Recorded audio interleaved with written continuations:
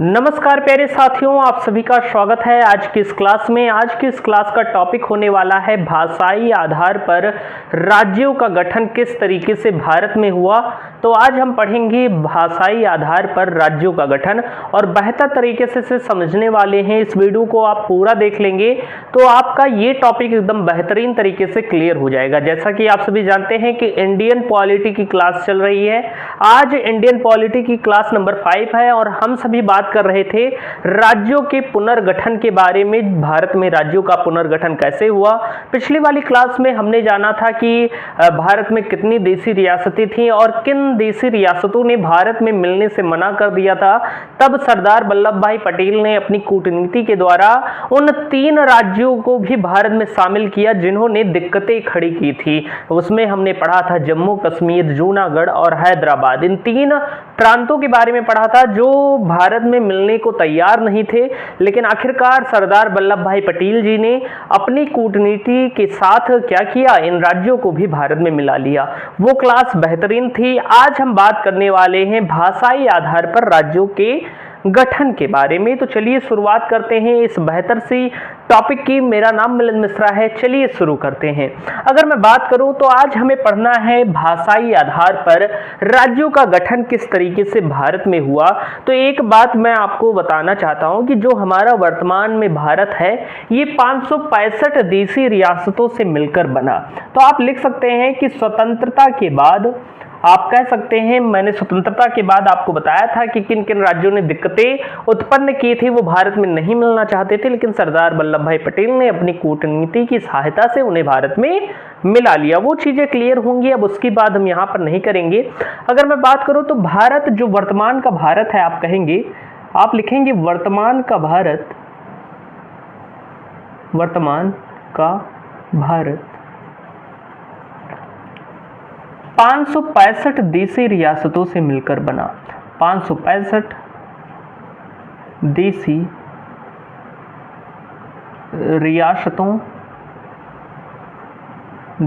रियासतों से मिलकर बना, से मिलकर बना। यानी जो हम वर्तमान का भारत देखते हैं उसमें कितनी देशी रियासतें हुआ करती थी, तो 565 देशी रियासतें हुआ करती थी।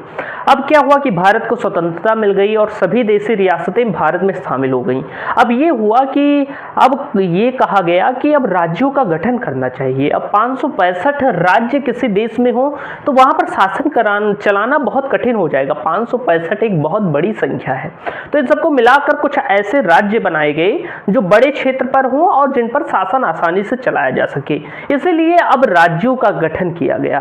तो आप देखेंगे कि स्वतंत्रता के बाद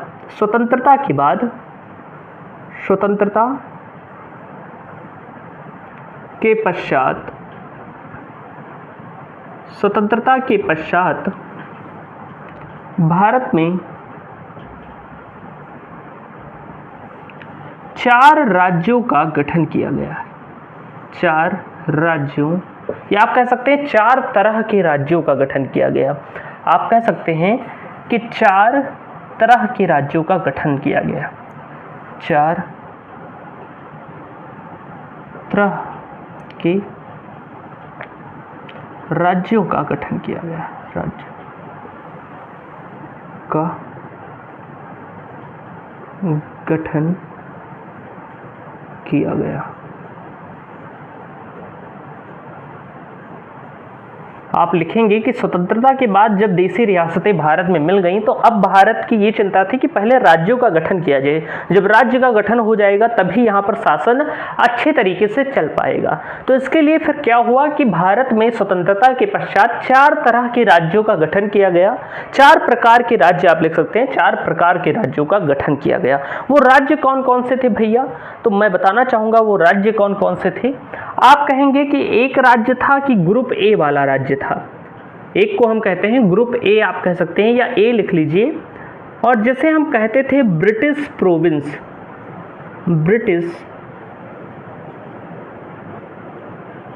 प्रोविंस। देखिए स्पेलिंग में अगर मिस्टेक होगी तो उसके लिए माफ़ी मांगता हूँ क्योंकि इंग्लिश उतनी तेज़ नहीं है, लेकिन माफ़ी मांगता हूँ अगर कहीं मिस्टेक हो जाए। आप समझिएगा बस कि जो ग्रुप ए वाला राज्य था उसे हम क्या कहते थे, ब्रिटिश प्रोविंस कहते थे। ब्रिटिश प्रोविंस क्या होता था भैया, 4 तरह के राज्य बनाए गए थे भारत में स्वतंत्रता के पश्चात। पहला जो था वो कौन सा था, ग्रुप ए वाला आप कह सकते हैं, और ये थे, इनका नाम था ब्रिटिश प्रोविंस। ब्रिटिश प्रोविंस किसे कहा गया, आपके मन में डाउट होगा। तो भैया जब भारत गुलाम था तो जहां पर अंग्रेजों का शासन हुआ करता था, या आप कहेंगे कि उन क्षेत्रों पर जहां पर अंग्रेजों का शासन हुआ करता था उन्हें ब्रिटिश प्रोविंस कहा गया। यानी पहला राज्य जो बना उसे हम ब्रिटिश प्रोविंस कहते हैं। आप लिख लेंगे कि यहां पर अंग्रेजों का शासन हुआ करता था। अब तो भारत आजाद हो गया है, लेकिन आप लिख लेंगे कि यहां पर अंग्रेजों का शासन हुआ करता था। यहां पर अंग्रेजों का शासन हुआ करता था, शासन हुआ करता था यहां, यानी आप कह सकते हैं कि यहां पर जो प्रशासन था वो अंग्रेजों का था, यहां पर अंग्रेजों का शासन हुआ करता था। यानी कि भारत के वह क्षेत्र जहां पर पूर्ण रूप से अंग्रेजों का शासन हुआ करता था उन्हें हम ब्रिटिश प्रोविंस कहते हैं, और उन राज्यों को ब्रिटिश प्रोविंस के अंतर्गत रखा गया। जब भारत स्वतंत्र हुआ तो पहला ग्रुप जो बना वो ए कहा जाता है, ब्रिटिश प्रोविंस, यहां पर अंग्रेजों का शासन हुआ करता था। अगर मैं बात करूं ब्रिटिश प्रोविंस में कितने प्रांत आते थे, तो आप लिखेंगे कि ब्रिटिश प्रोविंस में भैया 9 प्रांत आते थे। ये बात ध्यान रखिएगा कि जब पहली बार भारत में राज्यों का गठन हुआ तो जो ब्रिटिश प्रोविंस था उसमें 9 प्रांत आते थे। इसके बाद अगर मैं बात करूं ग्रुप बी की, आप कह सकते हैं बी, जिसे हम कहते हैं प्रिंसली स्टेट।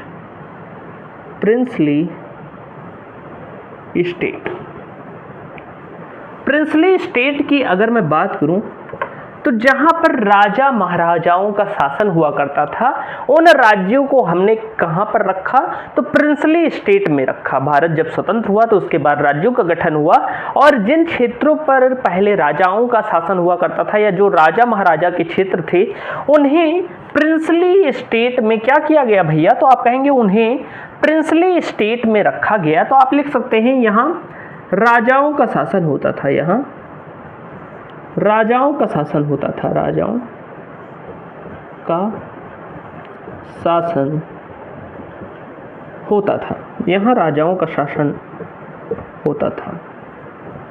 या आप इन्हीं प्रिंसली स्टेट को क्या कह सकते हैं, तो इन्हीं को आप देसी रियासतें भी कह सकते हैं, देसी रियासतें कह सकते हैं या रियासत कह सकते हैं। तो ये बात ध्यान रखिएगा, जहां राजा महाराजा शासन करते थे वहाँ उसे हमने प्रिंसली स्टेट के अंतर्गत रखा।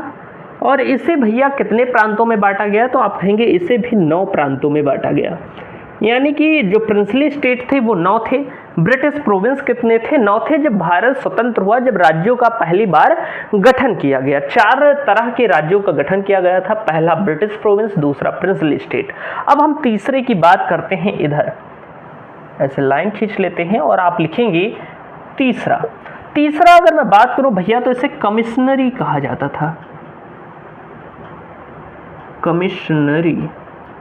भैया अगेन अगर कोई स्पेलिंग में मिस्टेक होगी तो उसके लिए क्षमा करिएगा, बस समझ लीजिए आप कि ये कमिश्नरी लिखा हुआ है, मैं कोशिश कर रहा हूँ सही स्पेलिंग ही लिखूं। तो तीसरा जो स्टेट था भैया उसे कमिश्नरी कहते हैं, आप हिंदी में भी लिख सकते हैं कमिश्नरी स्टेट जो थे, कमिश्नरी स्टेट।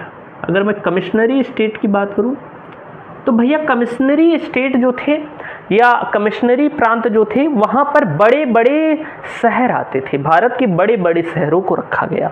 यानी कि जब राज्यों का गठन चालू हुआ तो जो कमिश्नरी राज्य थे या आप कह सकते हैं प्रांत थे, उसमें भारत के बड़े बड़े राज्यों का, भारत के बड़े बड़े राज्यों को रखा गया, बड़े बड़े, जैसे मुंबई हो गया, मद्रास हो गया, जो बड़े बड़े राज्य थे, कोलकाता हो गया, तो ऐसे भारत के बड़े बड़े राज्यों को रखा गया, राज्यों को रखा गया, भारत के बड़े बड़े राज्यों को रखा गया, जहां पर अंग्रेजों का शासन हुआ करता था, जहां पर अंग्रेजों का शासन हुआ करता था, हुआ करता था। यानी कि भैया क्या था कि अंग्रेज के कुछ प्रांत तो ऐसे थे जहां वो संपूर्ण रूप से शासन करते थे, कुछ प्रांत ऐसे भी थे कि मान लीजिए जैसे हमारा ये उत्तर प्रदेश है, मान लीजिए ये उत्तर प्रदेश है, तो उत्तर प्रदेश का जो सबसे बड़ा नगर है वो क्या है भैया, तो आप कह देंगे लखनऊ हो गया, या आप कह सकते हैं नोएडा हो गया, ये सब चीज़ें हैं ना। तो जैसे मान लीजिए लखनऊ, तो अंग्रेज क्या करते थे कि जैसे इस इलाके का या इस राज्य में जो क्षेत्र है उसमें जो सबसे डेवलप एरिया लखनऊ है, तो वो यहीं पर सिर्फ अपना अधिकार कर लेते थे और राज्यों से उतना मतलब नहीं रखते थे।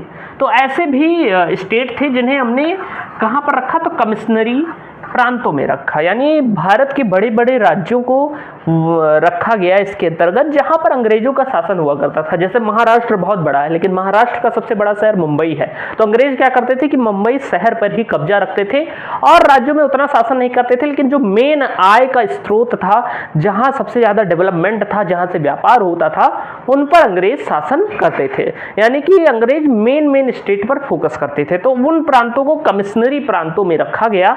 और अगर मैं बात करूं कि इनकी संख्या कितनी थी भैया, तो ये 10 प्रांत थे। आप लिख लीजिएगा संख्या कितनी थी, संख्या इनकी कितनी थी, तो इनकी संख्या थी भैया 10, ये बात भी ध्यान रखिएगा। और जो चौथे तरीके का राज्य गठन किया गया उसे हम क्या कहते हैं, तो उसे हम यूनियन टेरिटरी कहते हैं, यूनियन टेरिटरी, जिसका मतलब होता है केंद्र शासित प्रदेश, केंद्र शासित प्रदेश, केंद्र शासित प्रदेश, ये बात ध्यान रखिएगा। और अगर मैं बात करूं यूनियन टेरिटरी की, तो जहां पर केंद्र का शासन होता है, जब भारत में राज्यों का पहली बार गठन किया गया तो एक ही केंद्र शासित प्रदेश था जिसका नाम क्या था, तो आप कहेंगे इसकी संख्या केवल एक थी और उसका नाम था अंडमान निकोबार, अंडमान निकोबार, अंडमान निकोबार द्वीप समूह को कहां पर रखा गया भैया, तो आप कहेंगे इसे केंद्र शासित प्रदेश में रखा गया। अब एक बार हम समराइज कर समझ लेते हैं। मैंने आपको क्या बताया कि पहले भारत में 565 देशी रियासतें होती थी, तो भैया सबको मिलाया गया, जैसा कि हमने पिछली क्लास में जान लिए हैं कि जब अंग्रेजों ने कहा था इन रियासतों से कि आपकी मर्जी तो आप भारत में शामिल हो जाएं, आपकी मर्जी तो आप पाकिस्तान में शामिल हो जाएं, या आप अगर कोई स्वतंत्र राष्ट्र का निर्माण करना चाहते हैं तो आप स्वयं भी स्वतंत्र राष्ट्र का निर्माण कर सकते हैं।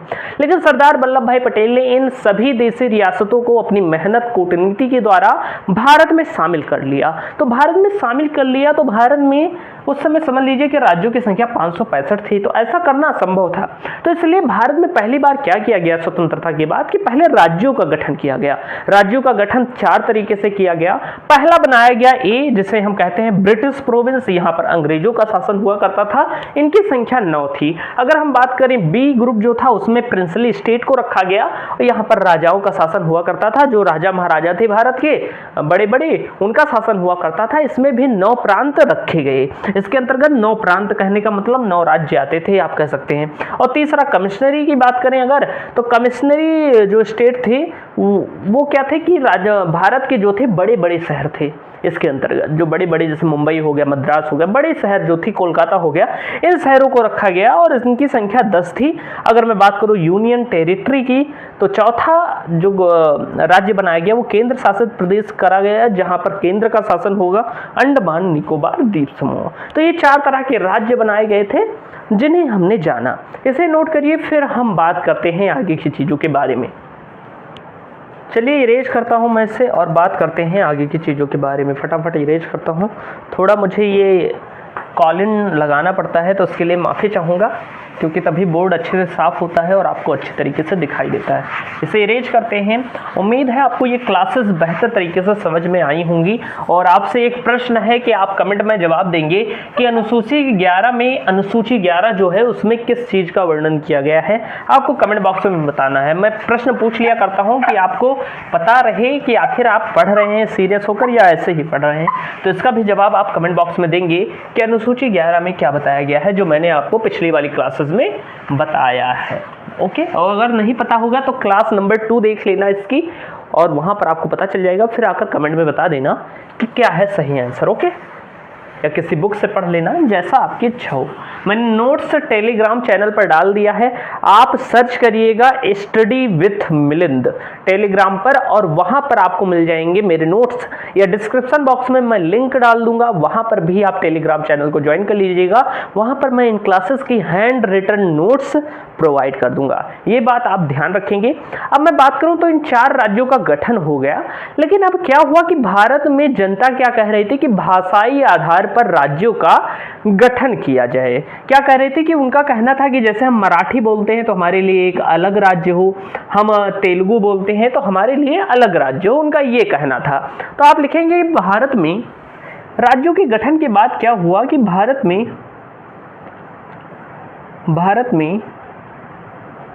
भाषाई आधार पर, भारत में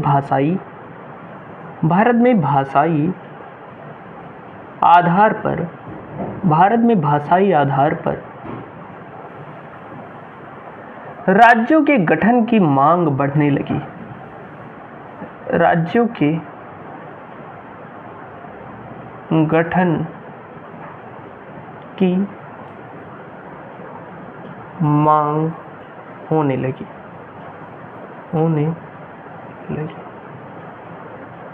किसके द्वारा भैया ये मांग हो रही थी? तो जनता के द्वारा। आप लिखेंगे ये मांग किसके द्वारा हो रही थी?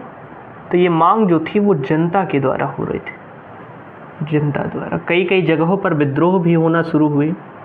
तो इसके बाद क्या हुआ कि भारत सरकार ने डिसीजन लिया कि हम एक कमेटी का गठन करेंगे जो भारत में भाषाई आधार पर राज्यों के गठन करने की एक रिपोर्ट तैयार करेगी और हमें बताएगी कि किस तरीके से भारत में भाषाई आधार पर राज्यों का गठन हो सकता है। और इसके लिए बनी पहली कमेटी जिसे हम एसके धर कमेटी कहते हैं या एसके धर आयोग कहते हैं। तो भैया क्योंकि विद्रोह भी होने लगे, इससे क्या हुआ कि भारत में कई जगहों पर विद्रोह भी होने लगी, तेजी से विद्रोह भी होने लगे, और कहा जाने लगा कि हमें अपने भाषा के आधार पर राज्य चाहिए। जब विद्रोह होने लगे तो सरकार ने मजबूरन बस क्या किया कि भाषाई आधार पर राज्यों के गठन के लिए एक कमेटी का गठन किया। तो आप लिखेंगे भाषाई आधार पर सरकार ने, इसके बाद क्या हुआ कि सरकार ने भाषाई आधार पर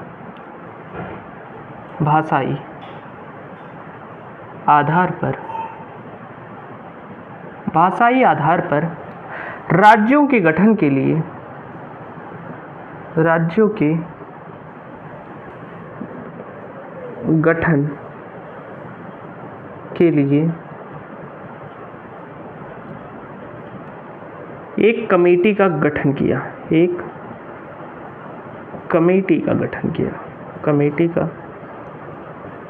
गठन किया, भैया अभी भारत को आज़ाद हुए 1 वर्ष भी नहीं बीता था, ये सारी दिक्कतें आने लगी कि जनता की मांग भी बढ़ने लगी, उसी में देशी रियासतों को मिलाना पड़ा। फिर जनता की मांग होने लगी कि भाषा के आधार पर क्या था कि राज्यों का गठन किया जाए। तो आप देखेंगे कि सरकार ने भाषाई आधार पर राज्यों के गठन के लिए एक कमेटी का क्या किया भैया, तो गठन किया। और अगर मैं बात करूं कि उस कमेटी का नाम क्या था, तो उस कमेटी का नाम था एसके धर कमेटी। आप लिखेंगे एसके धर कमेटी, या जिसे हम आयोग भी कहते हैं, एसके धर आयोग, या ऑब्लिक लगाकर कमेटी भी लिख लीजिएगा, दोनों कहते हैं इसे। एसके धर कमेटी भी कहते हैं, एसके धर आयोग भी कहते हैं। भैया एसके धर आयोग या एसके धर कमेटी का गठन हुआ, इसका गठन हुआ था 1948 में। और इसका कार्य क्या था भैया कि ये एक रिपोर्ट तैयार करे और सरकार को बताए कि भारत में किस तरीके से भाषाई आधार पर राज्यों का गठन हो सकता है। तो भैया जब इन्होंने रिपोर्ट तैयार की, एसके धर आयोग ने जो अपनी रिपोर्ट तैयार की, इनकी जो रिपोर्ट थी, अगर मैं बात करूं कि आखिर क्या इन्होंने बताया अपनी रिपोर्ट में, जब इन्होंने कमेटी का गठन किया और फिर सारा निष्कर्ष निकाला, तो फिर इन्होंने अपनी रिपोर्ट में बताया, इन्होंने रिपोर्ट में ये कहा कि भारत में भाषाई आधार पर राज्यों का गठन करना असंभव है। आप कहेंगे कि इन्होंने रिपोर्ट में बताया कि भारत में, बहुत डिटेल में नहीं जाएंगे, बस हल्का हमें यही जानना है कि क्या बताया था मेन चीज। तो भारत में भाषाई आधार पर भाषाई आधार पर राज्यों का गठन असंभव है, राज्यों का गठन असंभव है, असंभव है। यानी कि भारत में भाषाई आधार पर राज्यों का गठन क्या है, असंभव है। इन्होंने बताया अपनी रिपोर्ट में, कहा कि भारत में इतनी ज़्यादा भाषाएं बोली जाती हैं, अगर हम भाषा के आधार पर राज्यों का गठन करना शुरू कर देंगे तो क्या होगा, भारत ऐसे छोटे छोटे टुकड़ों में बढ़ जाएगा और फिर आगे के लिए दिक्कत हो जाएगी। इन्होंने ऐसा अपनी रिपोर्ट में बताया, क्योंकि भारत में भाषाएं बहुत ज़्यादा बोली जाती हैं, अगर सबके लिए हम एक एक राज्य बनाने लग जाएंगे तब तो बहुत दिक्कत हो जाएगी। तो इन्होंने इसे असंभव बताया तथा साथ ही भाषाई आधार पर राज्यों के गठन का विरोध भी किया। आप लिखेंगे कि इन्होंने भाषाई आधार पर, भाषाई, आप सही से लिखेंगे, मैं अच्छे से लिखने की कोशिश करूंगा कि राइटिंग सही ही रहे। भाषाई आधार पर, भाषाई आधार पर राज्यों के गठन का विरोध किया, राज्यों के गठन का विरोध किया। ये बात आप ध्यान रखेंगे कि एसके धर कमेटी ने भाषाई आधार पर राज्यों के गठन का विरोध भी किया और उन्होंने बताया कि ऐसा करना असंभव है। अब भैया क्या हुआ, जब इन्होंने मना कर दिया तो जनता को ये बात पता चली, तो फिर विद्रोह बढ़ने लगी और फिर मांग और तेजी से बढ़ने लगी और भी कई क्षेत्रों के लोग नारे देने लगे सरकार के विरुद्ध और कहने लगे कि हमें भाषा के आधार पर राज्यों का गठन चाहिए। तो भैया 1948 में इस कमेटी का गठन हुआ ही था कि आप देखेंगे, मैं इसे इरेज करता हूँ फिर बात करते हैं। मैं इसे इरेज कर देता हूँ, इधर स्पेस कम है, आप इसे नोट कर लीजिएगा, ऐसे स्क्रीनशॉट ले सकते हैं। अभी आप वीडियो रोककर क्या करेंगे कि रोककर वो कर देंगे। मैं वैसे टाइम दे देता हूँ नोट करने का, लेकिन अब हम बात करते हैं नेक्स्ट उसकी कि जब एसके धर कमेटी ने ऐसा असंभव बता दिया और इसका विरोध भी किया, तो इसके बाद क्या हुआ कि भारत में और भी मांग बढ़ने लगी जनता की। अब इसके बाद क्या हुआ कि सरकार द्वारा एक और कमेटी का गठन किया जाएगा। तो सरकार ने फिर क्या किया कि एक नई कमेटी का गठन किया। सरकार ने पुनः एक नई कमेटी का गठन किया। सरकार ने पुनः एक नई कमेटी का गठन किया,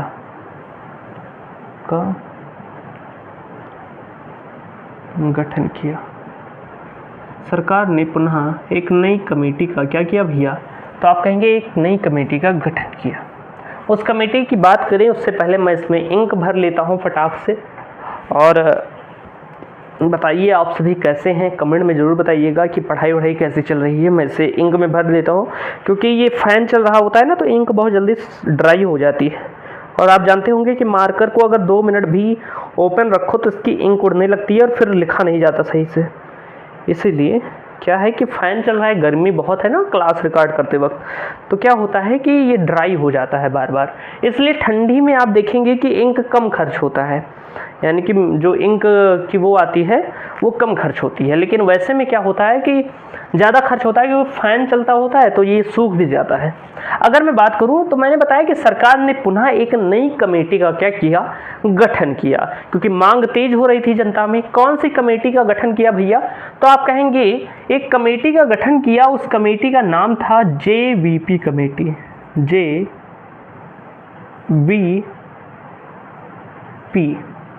कमेटी। आप लिखेंगे JVP कमेटी। JVP कमेटी का गठन किया गया सरकार के द्वारा। अगर मैं बात करूं इस JVP कमेटी का गठन कब किया गया था, तो उसी वर्ष 1948 में ही किया गया था JVP कमेटी का गठन, क्योंकि मांग तेजी से हो रही थी। अच्छा, इस कमेटी में कौन कौन था भैया, तो इस कमेटी में अगर मैं बात करूं सदस्य की, तो 3 सदस्य थे। आप लिखेंगे 3 सदस्य शामिल थे, 3 सदस्य शामिल थे। आपको मैं ट्रिक बता दूंगा, उसी से आप समझ जाएंगे कि ये जो J है, अगर मैं बात करूं J की अगर मैं बात करूं भैया किसकी, तो J की अगर मैं बात करूं तो J फॉर होता है जवाहरलाल नेहरू,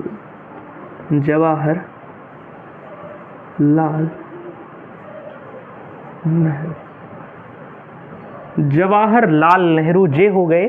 अगर मैं बात करूं वी, तो आप समझ जाएंगे कि वी फॉर क्या होता है, सरदार वल्लभ भाई पटेल। तो वल्लभ भाई पटेल आप ध्यान रखिए, सरदार वल्लभ भाई पटेल, वल्लभ भाई पटेल। तो वी फॉर क्या हो गया, वल्लभ भाई पटेल। और वल्लभ भाई पटेल जिसके पीछे में आ जाए तो आपको पता हो जाना चाहिए कि ये सरदार वल्लभ भाई पटेल जी ही हैं। कौन है, तो सरदार वल्लभ भाई पटेल जी ही हैं, ये बात ध्यान रखिएगा। और अगर अगली की बात करूं तो JVP, पट्टाभी सीतारमैया, पट्टाभी सीतारमैया, सीतारमैया, रमैया। तो ये ध्यान रखिएगा भैया कि जो JVP कमेटी थी, जब सरकार ने इसका गठन किया तो 3 सदस्य इसमें थे भैया। कौन थे, तो J जवाहरलाल नेहरू, V वल्लभ भाई पटेल, P पट्टाभी सीतारमैया। तो इससे आपको जल्दी याद भी हो जाएगा। तो 1948 में पुनः एक कमेटी का गठन किया गया। इसका कार्य क्या था भैया, तो इसका कार्य यही था कि जो एसके धर कमेटी ने रिपोर्ट दी है उसकी जांच करे और सरकार को कुछ और नए तरीके बताए कि किस तरीके से भारत में क्या हो सकता है, भाषाई आधार पर राज्यों का गठन हो सकता है। तो इसका गठन किस लिए किया गया था, एसके धर की कमेटी, या आप कहेंगे एसके धर आयोग की रिपोर्ट की जांच कर। अच्छा भैया, जो एसके धर कमेटी है उसे हम धर आयोग भी कह देते हैं कहीं कहीं, ये बात ध्यान रखिएगा, उसे हम धर आयोग भी कह देते हैं। तो एसके धर आयोग की रिपोर्ट की जांच कर, रिपोर्ट पर विचार करना आप कह सकते हैं, पर विचार कर विचार करना तथा भाषाई आधार पर राज्यों का गठन करना, भाषाई आधार पर राज्यों के गठन का कार्य सौंपा गया, राज्यों के गठन का कार्य सौंपा गया, कार्य सौंपा गया। तो ये बात ध्यान रखिएगा भैया कि जो एसके धर आयोग था उसकी जो रिपोर्ट तैयार हुई थी उसी रिपोर्ट की जांच करने के लिए JVP कमेटी का गठन किया गया और कहा गया कि ये जो JVP कमेटी है ये भी भाषाई आधार पर राज्यों के गठन के कार्य को करे, सौंपे और इसके लिए एक रिपोर्ट तैयार करे।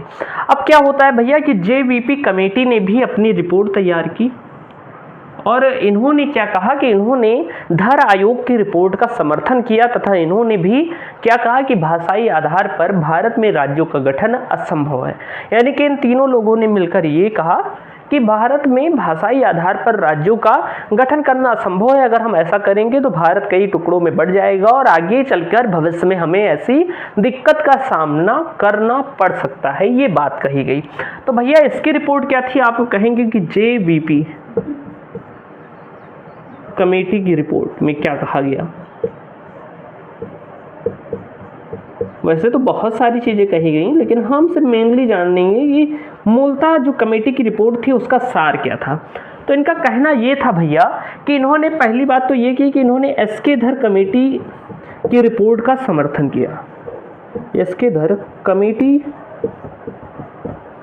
की रिपोर्ट का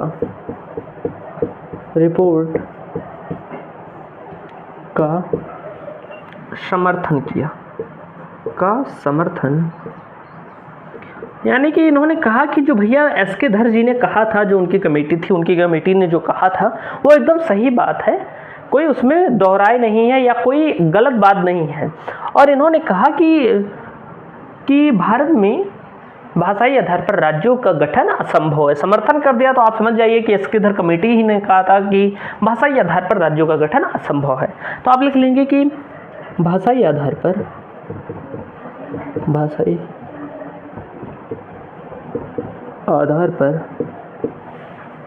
राज्यों के गठन को असंभव बताया, राज्यों के गठन को असंभव बताया,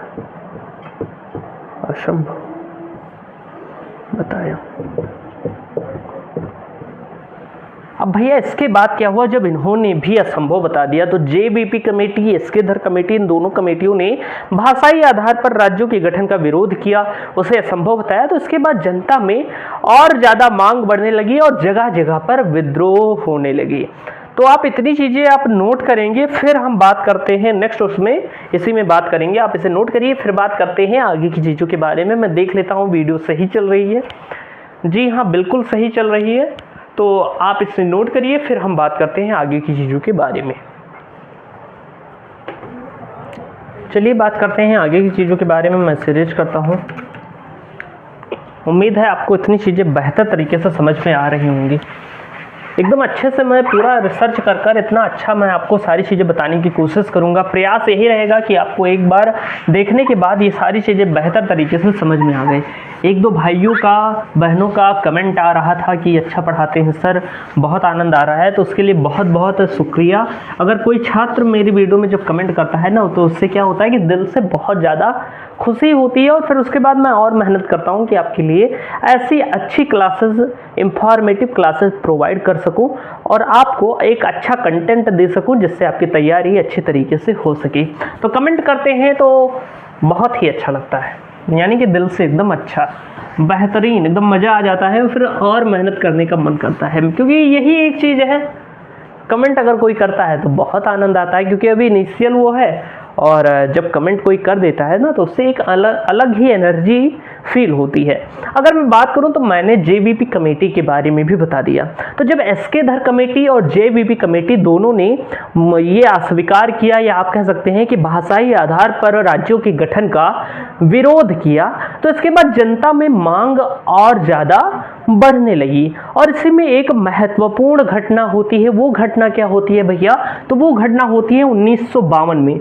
1952 में एक बहुत ही महत्वपूर्ण घटना हो जाती है, जिसके बाद सरकार को मजबूर होकर भाषाई आधार पर राज्यों के गठन करना पड़ता है। क्यों करना पड़ता है? क्योंकि 1952 में क्या होता है कि तेलुगु भाषा से क्या कर रहे थे कि तेलुगु भाषा से एक नए राज्य की मांग कर रहे पेट्टू श्री रामलू की 56 दिन की भूख हड़ताल के बाद क्या हो जाती है? मृत्यु हो जाती है। 1952 में क्या होता है प्रिय साथी? तो आप कहेंगे कि तेलुगु भाषा के लिए अलग राज्य की मांग कर रहे एक व्यक्ति थे, महान व्यक्ति आप कह सकते हैं, जिन्होंने स्वतंत्रता संग्राम में भी भाग लिया था, आंदोलन चलाए थे, जिनका नाम था पेट्टू श्री रामलू। तेलुगु भाषा के लिए उन्होंने एक नए राज्य की मांग वो कर रहे थे, और इसके लिए वो भूख हड़ताल कर रहे थे। और 56 दिन की भूख हड़ताल के बाद क्या होता है कि उनका देहावसान हो जाता है भूख हड़ताल करते हुए, और इसके बाद देश में बहुत बड़ा हंगामा होता है, विद्रोह होता है, सरकार के पुतले जलाए जाते हैं, बहुत ज़्यादा तीव्रता से विद्रोह बढ़ने लगता है। तो इसके बाद मजबूर होकर सरकार को क्या करना पड़ता है कि भाषाई आधार पर राज्यों के गठन की प्रक्रिया शुरू करनी पड़ती है। तो आप लिखेंगे इस बात को कि 1952 में क्या होता है कि तेलुगु भाषा, तेलुगु, आप बताएंगे कि तेलुगु भाषा कहां पर बोली जाती है? तेलुगु भाषा के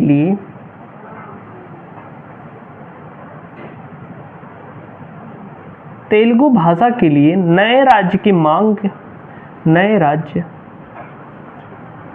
तेलुगु भाषा के लिए नए राज्य की मांग करते हुए पेट्टू श्री रामलू, नाम याद रखिएगा, पेट्टू श्री रामलू, पेट्टू श्री रामलू का 56 दिन, 56 डेज, 56 दिन की भूख हड़ताल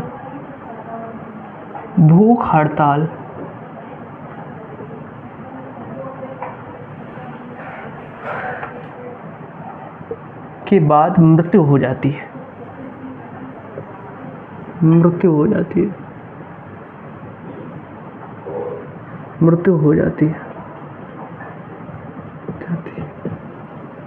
और जो पेट्टू श्री रामलू जी थे, वो भूख हड़ताल पर थे और उन्हें भूख हड़ताल करते हुए, ये आंदोलन करते हुए 56 दिन बीत चुके थे, यानी कि 56 दिनों से उन्होंने एक भी अन्न का दाना अपने मुंह में नहीं डाला था।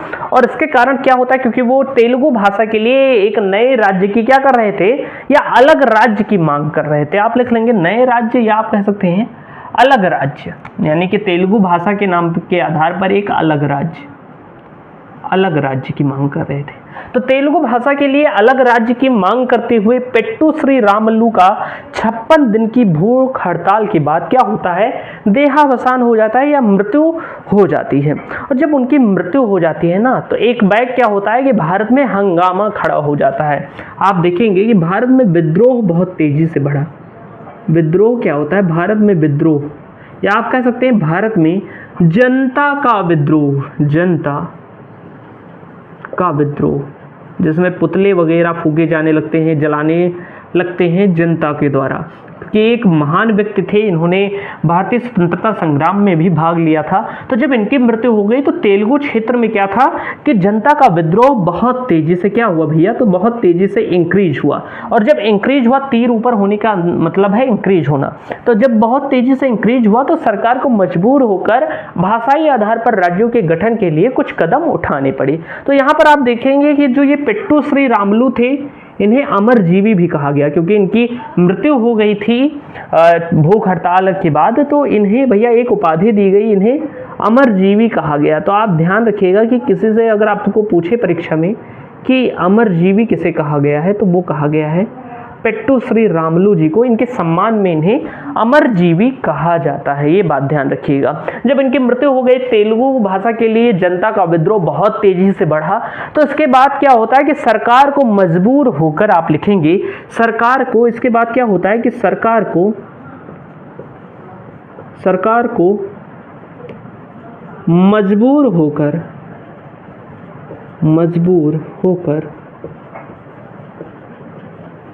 तेलुगु भाषा के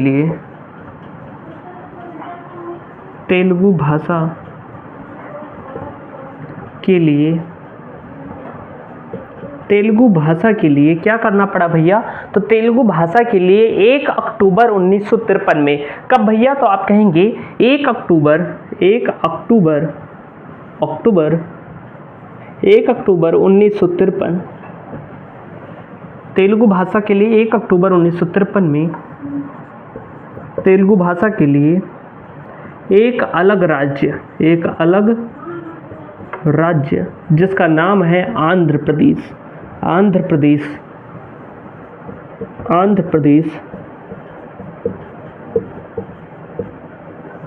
का गठन करना पड़ा।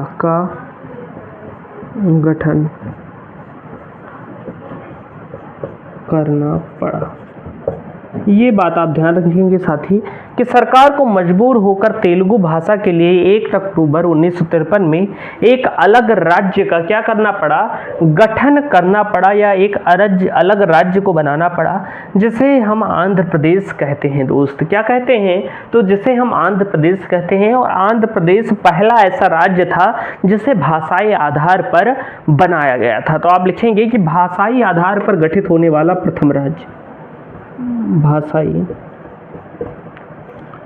आधार पर गठित प्रथम राज्य, आधार पर गठित फर्स्ट स्टेट, या आप कह सकते हैं प्रथम राज्य।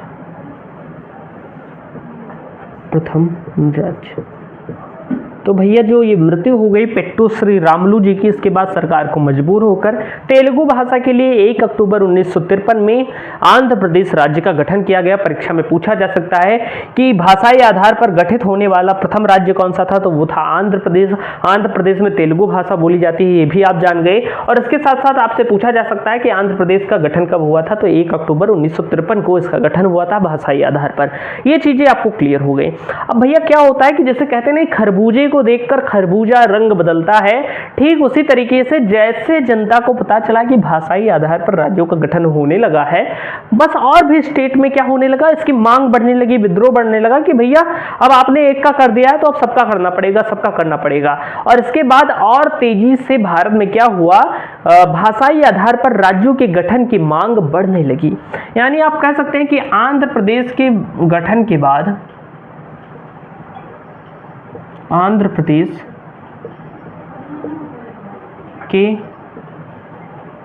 गठन के बाद भाषाई आधार पर राज्यों की मांग और बढ़ने लगी। भाषाई आधार पर राज्यों के गठन की मांग बढ़ने लगी।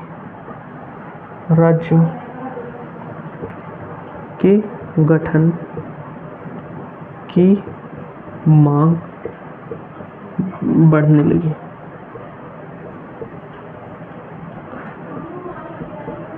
तो ये चीज़ें आपको समझ में आ गई होंगी, इसे नोट करिए, फिर बात करते हैं। मैं देख लेता हूँ कि सारी चीज़ें सही चल रही हैं।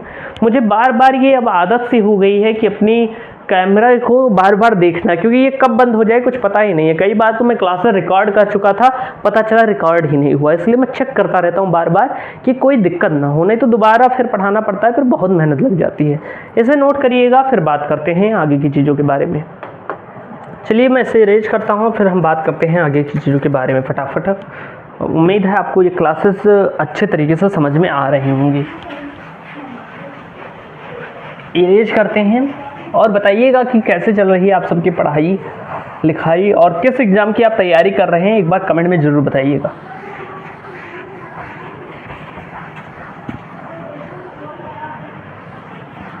दो मिनट रुकिए, बस इरेज हो चुका है। मेरे बोर्ड में थोड़ा स्क्रैचेज है, हर क्लास में मैं बताता रहता हूँ कि स्क्रैच बहुत सारे हैं, तो इसमें क्या होता है कि ये इरेज नहीं होता जब तक इसमें कॉलिंग न मारी जाए। कॉलिंग की कोई ये ब्रांडिंग नहीं कर रहा हूँ, मुझे रुपए नहीं मिल रहे हैं इससे, लेकिन तब भी मैं बता रहा हूँ आपको। अब आगे की चीज़ों के बारे में हम बात करते हैं। तो क्या हुआ कि जब आंध्र प्रदेश का गठन हो गया तो उसके पश्चात भारत के और राज्य जो थे, जैसा कि मैंने आपको बताया कि खरबूजे को देखकर खरबूजा रंग बदलता है, ठीक उसी प्रकार से और भी राज्य क्या हुए कि एकत्रित हो गए और कहने लगे कि अब हमें भी भाषाई आधार पर राज्यों का गठन करना है और हमें भी चाहिए एक अलग राज्य। क्योंकि जब ये हो गया ना कि एक राज्य का गठन हो गया तो सबके मन में और आशा जग गई कि अब गठन हो जाएगा। तो इसके बाद क्या होगा कि 1953 में, दिसंबर 1953 में सरकार के द्वारा एक नई कमेटी का क्या किया जाएगा, तो आप कहेंगे गठन किया जाएगा एक नई कमेटी का। आप लिखेंगे कि दिसंबर 1953 में, दिसंबर 1953 में सरकार द्वारा एक नई कमेटी का गठन किया जाएगा। सरकार द्वारा एक नई कमेटी का गठन किया जाएगा, एक नई कमेटी का गठन किया जाएगा। कमेटी या एक नए आयोग का गठन किया जाएगा। एक नए किसका गठन किया जाएगा भैया, तो एक नए आयोग का गठन किया जाएगा। कमेटी भी कह सकते हैं, आयोग भी कह सकते हैं। आयोग का गठन किया जाएगा,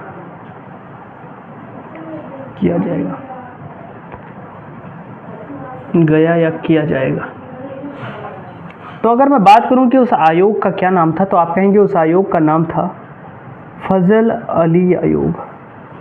फजल अली आयोग, उस आयोग का क्या नाम था भैया, तो फजल अली आयोग उस आयोग का नाम था। इसका गठन कब हुआ था, तो दिसंबर 1953 में इसका गठन किया गया फजल अली आयोग का। अगर मैं बात करूं, आपसे पूछा जाए कि इस आयोग में कितने सदस्य थे और इसका गठन किस लिए हुआ था, तो भारत में भाषाई आधार पर राज्यों का गठन करने के लिए इसका गठन हुआ था। और अगर मैं बात करूं कि इसमें कितने सदस्य थे, तो भैया इसमें थे 3 सदस्य। 3 सदस्य थे जिनसे परीक्षा में प्रश्न पूछा जा सकता है। पहला तो इस आयोग का नाम जिनके नाम पर पड़ा उनका नाम स्वयं ही क्या था, फजल अली था। फजल अली ये इसके अध्यक्ष थे और इन्हीं के नाम पर इस आयोग का नाम भी पड़ा, अध्यक्ष थे। ये बात ध्यान रखिएगा, दूसरे अगर मैं बात करूं तो दूसरे थे भैया हृदयनाथ कुंजरू, हृदयनाथ कुंजरू, दूसरे सदस्य का नाम था हृदयनाथ कुंजरू। और तीसरे सदस्य की अगर मैं बात करूं तो KM. Panikkar, KM. Panikkar, KM. Panikkar, जिसे हम कवलम माधव पणिक्कर भी कहते हैं, जिन्हें हम क्या कहते हैं तो आप कहेंगे इन्हें हम कवलम माधव पणिक्कर भी कहते हैं। फुल नेम भी ध्यान रखिए, कवलम माधव पणिक्कर, माधव पणिक्कर। तो ये बात ध्यान रखिएगा कि जो फजल अली आयोग था इसमें 3 सदस्य थे, फजल अली, हृदयनाथ कुंजरू और के.एम. पणिक्कर या कवलम माधव पणिक्कर। तो ये चीज़ें थी, ये 3 सदस्य थे इस आयोग में। और इस आयोग को क्या किया गया कि ये जिम्मेदारी दी गई कि आप किसी भी तरीके से भारत में भाषाई आधार पर राज्यों का गठन करें। तो भैया इन्होंने क्या किया कि इन्होंने रिपोर्ट तैयार की। अब इनकी रिपोर्ट आई भैया, फजल अली आयोग ने अपनी रिपोर्ट दी। अपनी रिपोर्ट कब दी थी भैया? तो आप कहेंगे जो फजल अली आयोग था इन्होंने अपनी रिपोर्ट दी थी 30 सितंबर 1955 में। कब दी थी भैया? तो आप कहेंगे 30 सितंबर 1955 में, 30 सितंबर 1955, यानी कि लगभग 2 वर्ष का समय आप कह सकते हैं।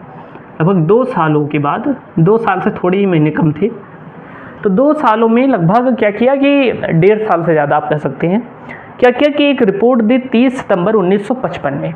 30 सितंबर 1955 में फजल अली आयोग ने क्या किया कि अपनी रिपोर्ट तैयार करके सरकार को दे दी। और सरकार को दे दी तो सरकार ने इस रिपोर्ट को जब पढ़ा तो इसे स्वीकार कर लिया। सरकार ने इस रिपोर्ट को, जो फजल अली आयोग की रिपोर्ट थी, तो इसे स्वीकार कर लिया। फजल अली आयोग रिपोर्ट को, आयोग रिपोर्ट को सरकार ने स्वीकार किया। सरकार ने स्वीकार किया। तो भैया फजल अली आयोग रिपोर्ट को सरकार ने स्वीकार किया। अगर हम बात करें कि इस रिपोर्ट में फजल अली आयोग ने क्या कहा, तो इन्होंने ये बताया कि हाँ संभव है भारत में भाषाई आधार पर राज्यों का गठन हो सकता है। किस तरीके से हो सकता है? तो इन्होंने अपनी रिपोर्ट में बताया कि भारत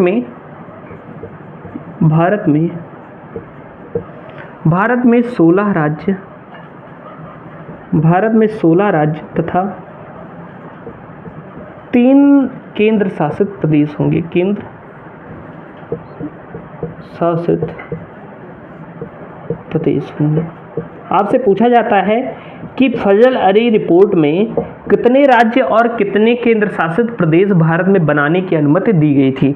आप कह सकते हैं कि फजल अली रिपोर्ट में भारत में कितनी राज्यों को बनाने के लिए कहा गया था, तो उसमें 16 राज्य और 3 केंद्र शासित प्रदेशों को बनाने के लिए कहा गया था या सिफारिश की गई थी फजल अली आयोग के द्वारा।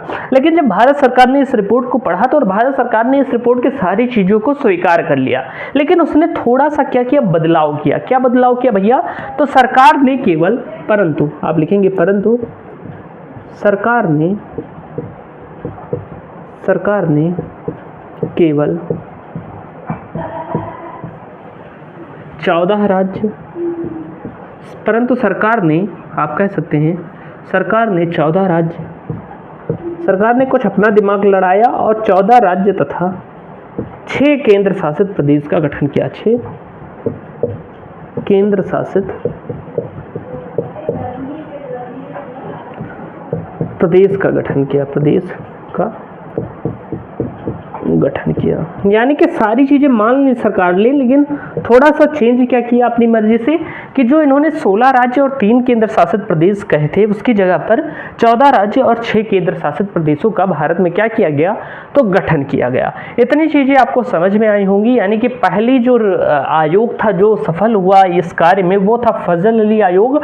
आपसे पूछा जा सकता है रिपोर्ट कब दी इसने, ये भी पूछा जा सकता है कि फजल अली आयोग में कितने राज्यों और केंद्र शासित प्रदेशों का गठन करने की सिफारिश की गई थी, तो वो था 16 तथा 3 केंद्र केंद्र शासित प्रदेश, 16 राज्य 3 केंद्र शासित प्रदेश। इतनी चीज़ें आपको क्लियर होंगी, इसे नोट करिए।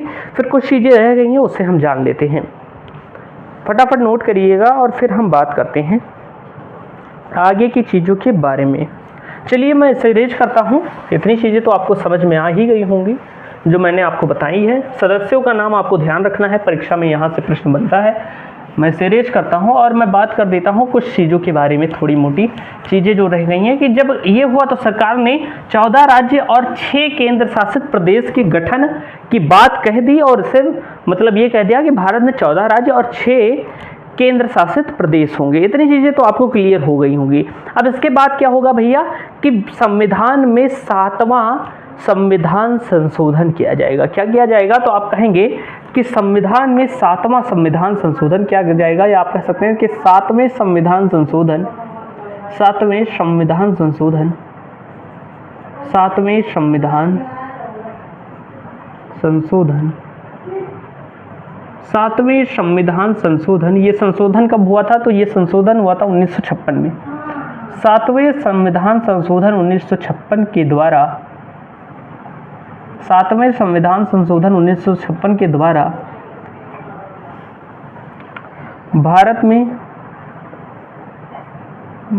में जो भैया जो पहले राज्य थे जो गठन हुआ था स्वतंत्रता के बाद, ABC तथा D राज्यों को निरस्त किया गया। राज्यों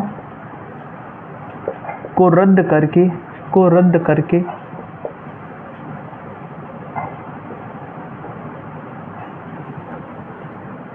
भाषाई आधार पर राज्यों का गठन किया गया। भाषाई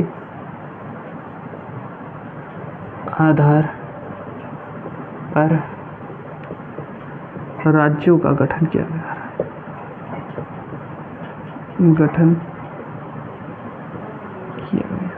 यानी कि इसके बाद भारतीय संविधान में एक संशोधन हुआ था जिसे हम कहेंगे 7वां संविधान संशोधन। आपसे पूछा जा सकता है कि 7वां संविधान संशोधन किससे संबंधित है? तो भाषाई आधार पर राज्यों के गठन से संबंधित है।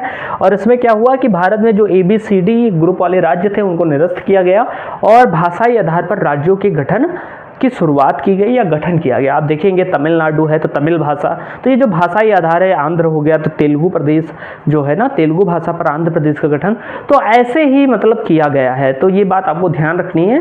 तो ये संशोधन किया गया था। ये चीज़ें आपको क्लियर हो गई होंगी, उम्मीद है। अब इसके बाद अगर मैं बात करूँ तो एक राज्य और आता है जिसे हम कहते हैं पेप्सू राज्य। पेप्सू राज्य का गठन, इससे परीक्षा में प्रश्न पूछा जा सकता है। पेप्सू राज्य का गठन, राज्य का गठन आपसे परीक्षा में पूछा जा सकता है। पेप्सू राज्य का गठन कैसे हुआ? तो अगर मैं पेप्सू राज्य की बात करूं तो ये जो पेप्सू है इसका फुल फॉर्म क्या है? आपसे कोई पूछे कि ये जो पेप्सू है भैया इसका फुल फॉर्म क्या है, तो पेप्सू का फुल फॉर्म है पटियाला। स्पेलिंग मिस्टेक हो सकता है, देखिएगा ध्यान से, वैसे मैं करूँगा नहीं। Patiala and east Punjab, Patiala and east Punjab state union, इसे क्या कहा जाता था? तो इसे Patiala and east Punjab state union कहा जाता था। ये पेप्सू राज्य हुआ करते थे। इसमें क्या दिक्कत थी कि इसमें कई भाषा के लोग रहा करते थे, जिससे इनमें आपस में क्या होती थी? लड़ाइयाँ होती रहती थी, विद्रोह हुआ करते थे। तो जो पेप्सू राज्य था यहाँ पर क्या था कि कई भाषाओं की जनता निवास करती थी। कई भाषाओं की जनता का निवास करने के कारण, कई भाषाओं की जनता का निवास होने से,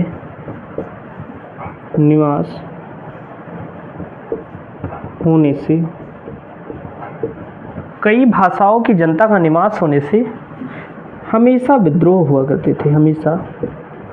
विद्रोह हुआ करते थे।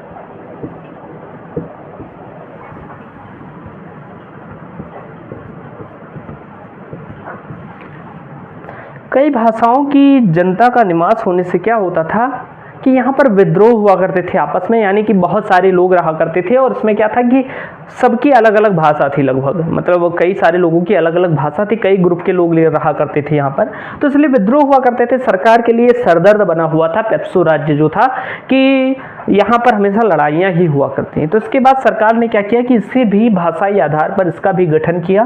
तो आप देखेंगे भाषाई आधार पर गठन कैसे हुआ, तो भैया जो पंजाबी बोलते थे उनके लिए क्या किया गया, पंजाबी भाषा जो बोलते थे उनके लिए पंजाब राज्य का गठन किया गया। आप जानते होंगे पंजाब, तो ये जो पंजाब है भैया इसका गठन किया गया क्योंकि जो लोग पंजाबी बोलते थे उन्हें पंजाब राज्य बना दिया गया उनके लिए। जो भैया इसमें जो जनता थी जो हिंदी बोलती थी तो हिंदी के आधार पर उन्हें हरियाणा बना दिया गया। हरियाणा आप जानते हैं दिल्ली के पास में है, तो हरियाणा जो है भैया वो एलविस यादव नाम तो सुना होगा ना, तो जो हिंदी है हिंदी पर हरियाणा का गठन कर दिया गया। इसके बाद आप देखेंगे जो पहाड़ी लैंग्वेज है, आप कह सकते हैं हिमालयी लैंग्वेज है, हिमालयी भाषा जो है या पहाड़ी भाषा आप कह सकते हैं, अलग होती है थोड़ा, तो उनके लिए हिमाचल प्रदेश का गठन कर दिया गया। ये पहले एक में ही हुआ करते थे लेकिन फिर इन्हें तोड़ा गया और जिनकी जो भाषा थी भाषाई आधार पर उनका गठन किया गया, हिमाचल प्रदेश हो गया। और भैया एक और राज्य बना जिसे हम यूटी कहते हैं, यूनियन टेरिटरी यानी कि केंद्र शासित प्रदेश, वो था चंडीगढ़, क्योंकि ये थोड़ा विवाद था इन दोनों के मध्य, हरियाणा और पंजाब के मध्य इस जगह को लेकर विवाद है क्योंकि दोनों कहते हैं ये मेरा है, तो इसलिए इसे केंद्र शासित प्रदेश बना दिया गया चंडीगढ़ को। तो ये बात आपको ध्यान रखनी होगी, चंडीगढ़ केंद्र शासित प्रदेश बन गया। तो पटियाला जो पेप्सू राज्य है उसका गठन कैसे हुआ, क्योंकि यहाँ पर कई भाषाओं के लोग निवास किया करते थे और उनमें आपस में लड़ाइयाँ बहुत होती थी, तो सरकार के लिए सरदर्द बन चुका था। तो सरकार ने क्या किया कि चलो इसके खंड कर देते हैं और जो जिसकी भाषा है उसके आधार पर एक एक राज्य का गठन कर देते हैं। तो भैया पंजाबी जो बोलते थे उन्हें पंजाब में कर दिया गया, पंजाब भाषा मतलब पंजाब राज्य का गठन किया गया। जो हिंदी बोलते थे उन्हें हरियाणा राज्य दे दिया गया, जो हिमालयी या पहाड़ी भाषा बोलते थे उन्हें हिमाचल प्रदेश, और जो यूटी बोलते थे, आप हिमालयी से हा याद रखेंगे, हिंदी से हा तो हरियाणा हो गया, हिंदी से हा तो इससे भी एच तो हरियाणा, और ये भी हा है, ये भी हा है, तो हा से हिमालयी और हा से हिमाचल प्रदेश, पा से पंजाबी, पा से पंजाब, और यूटी चंडीगढ़ को बना दिया गया क्योंकि ये विवाद में था। तो ये चीज़ें आपको क्लियर हो जानी चाहिए। आपको बताना होगा, अगर मैं बात करूं वर्तमान में कितने भैया राज्य हैं भारत में, तो ऐसे ही धीरे धीरे गठन करते। किसी दिन मैं एक सेपरेट वीडियो बना दूंगा जिसमें हम बात करेंगे सभी राज्यों के गठन के बारे में। वर्तमान में अगर मैं बात करूं भारत में कितने राज्य हैं वर्तमान में, तो आप देखेंगे वर्तमान में 28 राज्य हैं, 28 राज्य हैं और 8 यूटी हैं, 8 यूटी यानी कि 8 केंद्र शासित प्रदेश है। ये बात आपको ध्यान रखनी होंगी, जैसे लद्दाख को नया बनाया गया यूटी और ऐसे जम्मू कश्मीर, तो ऐसे आपको बात ध्यान रखनी है। तो वर्तमान में 28 राज्य और 8 केंद्र शासित प्रदेश है। उम्मीद है आज की यह क्लास आपको पसंद आई होगी। अगर ये क्लास आपको अच्छी लगी हो तो वीडियो को लाइक ज़रूर करिएगा। मिलते हैं अगली वीडियो में, तब तक के लिए जय हिंद।